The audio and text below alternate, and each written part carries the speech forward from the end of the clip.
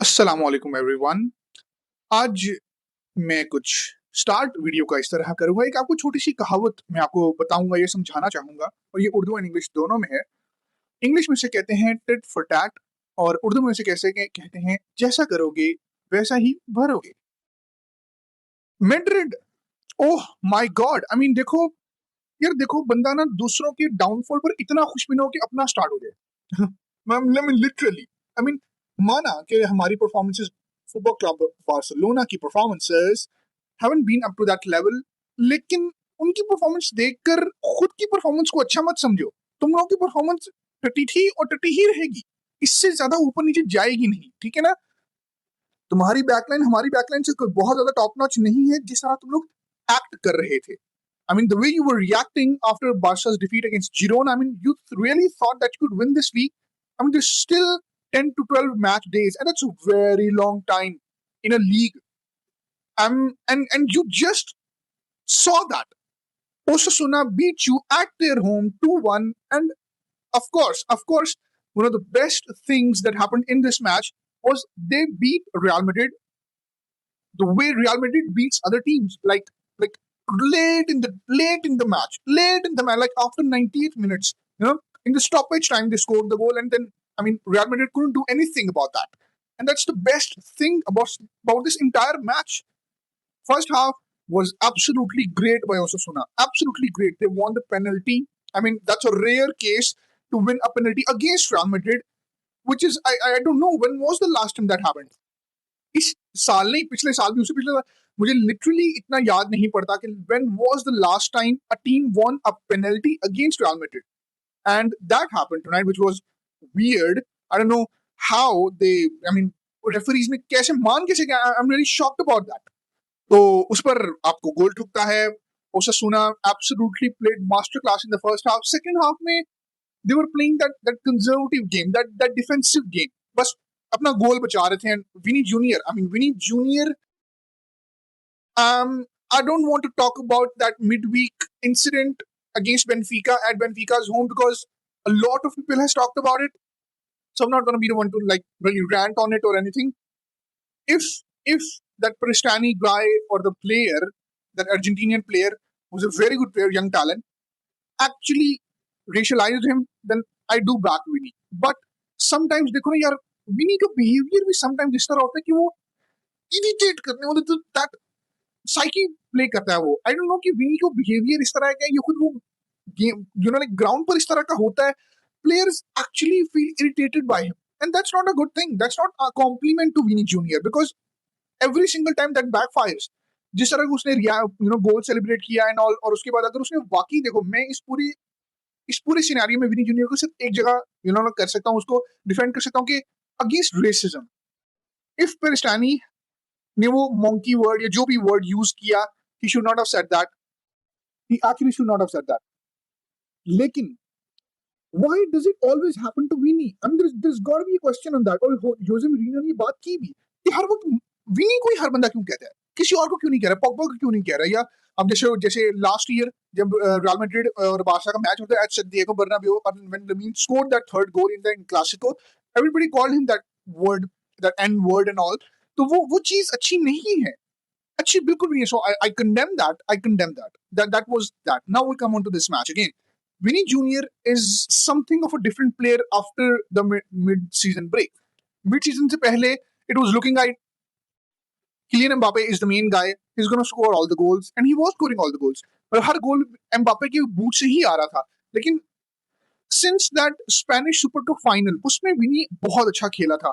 उसमें विनी ने वो एक like सोलो गोल भी बहुत अच्छा किया था। And since then Vini has been amazing. League में भी गोल्स कर रहा है, चैंपियंस लीग में कर ही रहा है। He was amazing.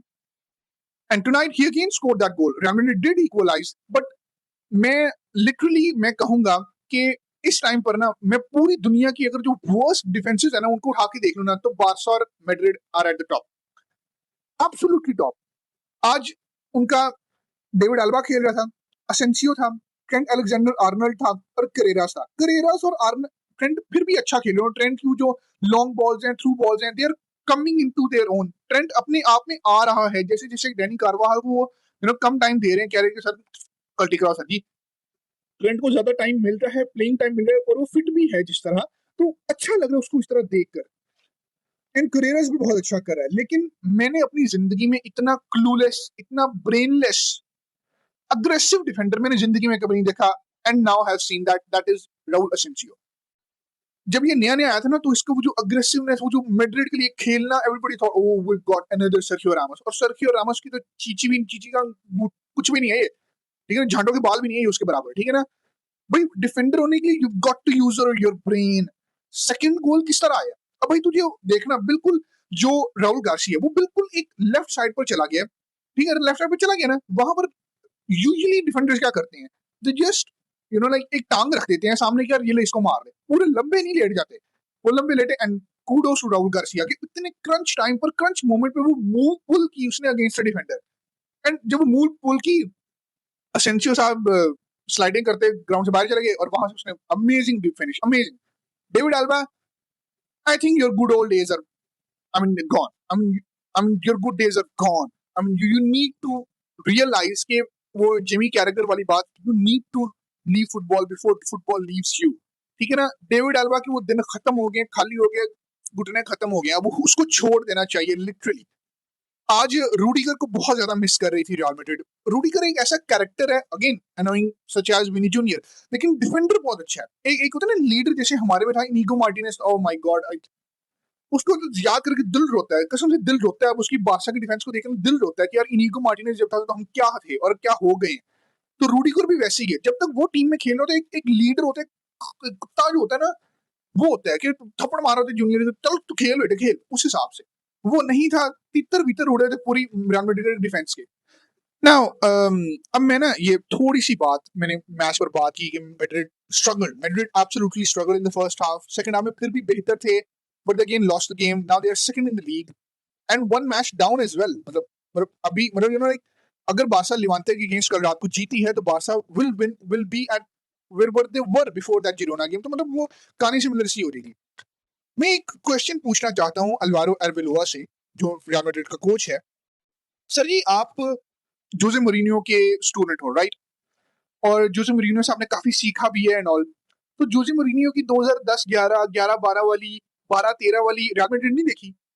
नहीं देखी, गलती से शायद मिस हो गया। आप उसी टीम में ही थे, आप उसी टीम में थे भाई। देखो मैड्रिड उस दौर में ना, होजे मोरिनियो की एक प्रेस कॉन्फ्रेंस भी है, उसमें वो कहते हैं कि यार जब वो प्लेयर्स मेरे पास थे ना, गोंजालो हिगुआइन, रोनाल्डो, काका, डी मरिया, ओजिल, ये विंग्स पर होते थे सब, तो मैंने ये सोचा कि यार देखो डिफेंस तो हमसे होगी नहीं इतनी ज्यादा, ठीक है, तो अगर उस टीम में 100 गोल करते थे ना, तो 100 में से 90 गोल काउंटर अटैक्स पे आते थे, काउंटर अटैक्स पे आते थे, और वो एक टीम का गेम प्लान था, टीम उस हिसाब से चलती थी।